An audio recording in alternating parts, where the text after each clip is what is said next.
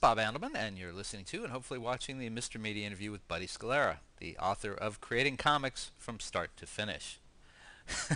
He's making faces. Those of you on the radio, now you know you need to get this on video. Um, so, Buddy, what did you learn in producing the book that maybe you didn't know about creating comics? Was there anything?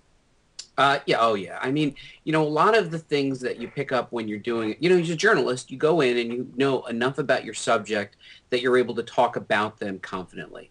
But even all of the creators, except for Stan Lee, of course, I knew on a somewhat personal level. So I was able to go in there and talk with them about things that we knew about together or experiences that we had. But then going in there and learning about how they broke in, how hard they worked, the things that they did to have to stay in.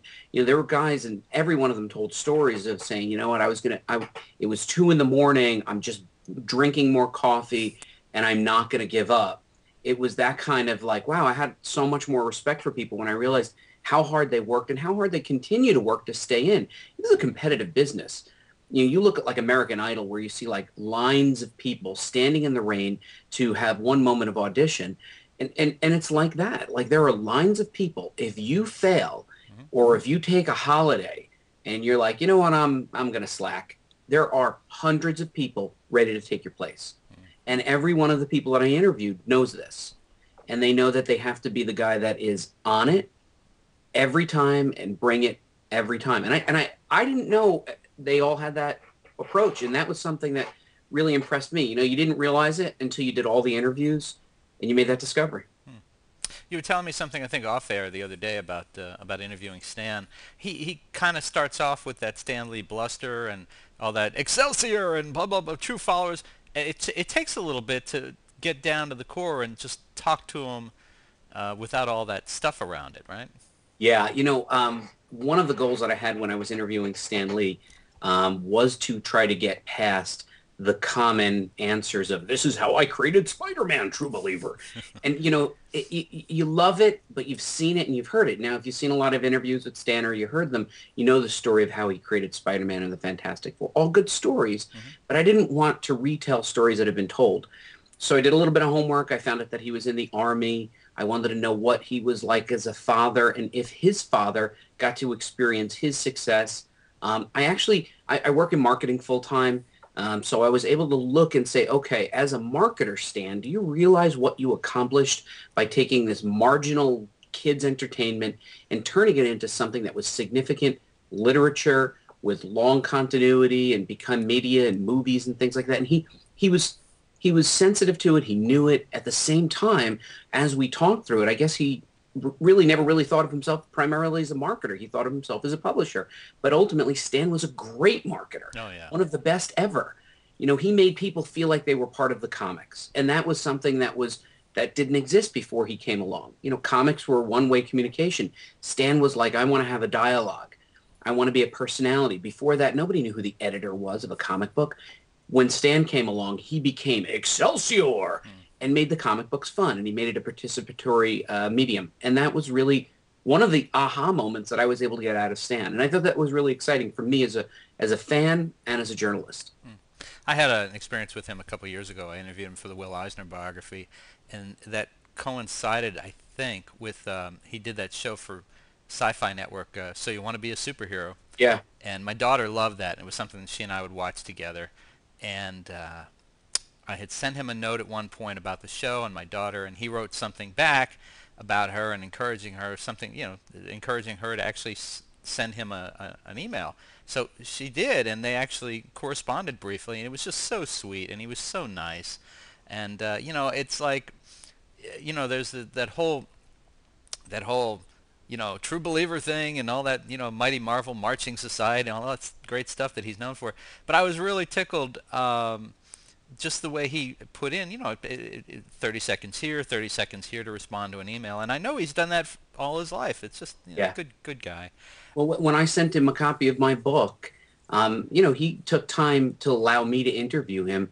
I sent him a copy of the book. It's courtesy of comp, and he sent a handwritten note back, Hmm. and I will save that and frame it, and it will be part of my life. I had heard somebody describe it as a Michael Jordan moment. That is, Michael Jordan's Michael Jordan every day. Hmm. He gets up, He's who he is. And the people that live and work with him see him every day. It's common. It's whatever.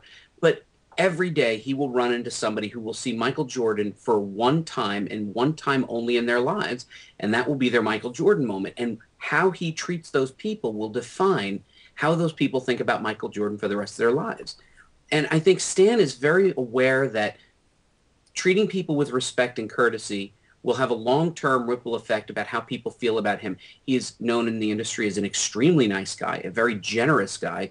And I think your experience with your daughter and my experience with him is what keeps his legend alive, and everybody thinks highly of him. Well, let's change gears slightly. We're still going to talk comics, but in a little different way. Okay. Buddy, what do you remember better? Your first comic book, your first beer, or your first girl? My first comic book. Yeah. Oh! Sorry. And folks, look over his head there. You can see all the comic books, so he's not kidding with you here. Yeah. All right, all right. And how did your parents feel about comic books? Did they embrace your love of comics? Did they throw them out? How did that go for you? I was I was introduced into comic books by my mother because I wouldn't read anything like a lot of kids, especially boys. They don't like to read, so she put comic books in front of me, and I got into it, and I read them. And I actually stopped at a certain point. I got too cool for comic books, and essentially, unlike most kids who threw their mother threw their comics away, I threw my own away.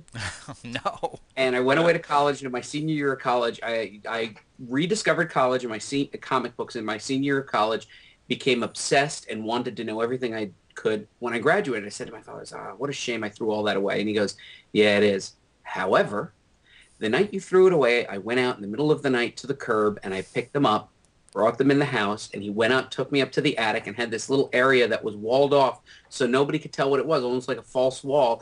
And he goes, and I saved all your stuff. Oh, my God. All my action figures, all my comics, everything that I had thrown away. My father, who is like my ultimate hero already, is the biggest superhero I know now. Oh my God! I think there's going to be thousands of people in America who want a piece of that man. My Yeah, God! he is awesome. Wow, what a great story.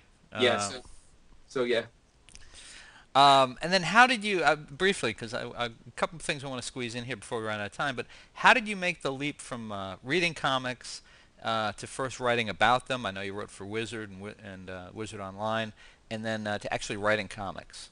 Well, yeah, thanks for asking. I mean, I was a journalist. I was a journalism major, and I got interested in comics. So I started writing about the topic of comic books and then started to become more specialized. I started off as a newspaper reporter, found a couple of angles, wrote a couple of magazine articles, and got my foot in the door. Mm-hmm. And that's really the story of a lot of the people in this book. I mean, for example, Derek Robertson wanted to work in comics, got a job at a comic book store. Nobody would think that that's going to be a path, become the guy that was actually drawing Wolverine and Spider-Man for a while. But you know what? It was. So I just took whatever path I could get in. I took the skills I had and just found a way to get into the industry. It seems like one of the biggest places where comic book, probably artists more than writers even, go wrong in the industry is that they can't live up to the deadlines that are placed on them. Is that a fair thing to say? Yeah, and every one of the creators says the same thing, which is, if you can't make the deadline and you know you can't make it, don't try to make it to impress the editor, because what's going to happen is you're going to get a reputation for somebody who misses deadlines. I at this point, I've made the mistake that a lot of freelancers make of taking on too much. And now I, like a lot of the people I interviewed, only take on what I know that I can complete on time. Mm-hmm. And that's a huge, huge thing for freelancers and people breaking in. I know you're excited. And I know you want to impress that editor, but if you can't pencil 22 pages overnight, don't say that you can. And that's huge.